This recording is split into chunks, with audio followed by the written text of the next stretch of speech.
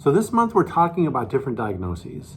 ADHD is the most common one we work with. We worked with over 7,000 clients with ADHD in the last several years. Dyslexia, over 2,500 clients. Also work with a lot of students or adults with autism, on the autism spectrum, traumatic brain injury victims. So it's important to understand how a diagnosis works.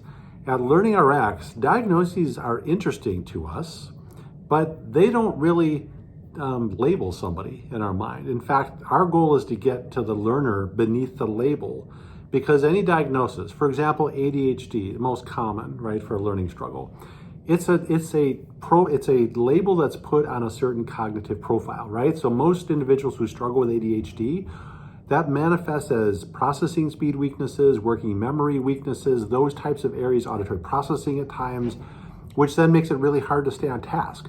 So at LearningRx, we're identifying the root causes to what's driving the diagnosis. Dyslexia, really common with dyslexia. Individuals struggle with auditory processing, often visual processing and or long-term memory.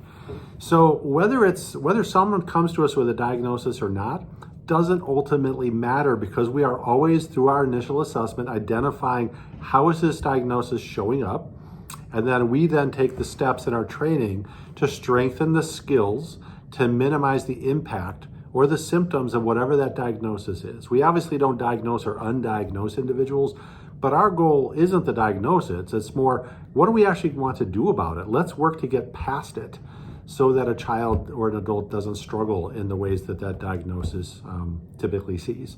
So if you have a child with a diagnosis, or yourself or a family member, give us a call. We can figure out what's happening and, more importantly, get them on a path to success. Have a great day. Bye-bye.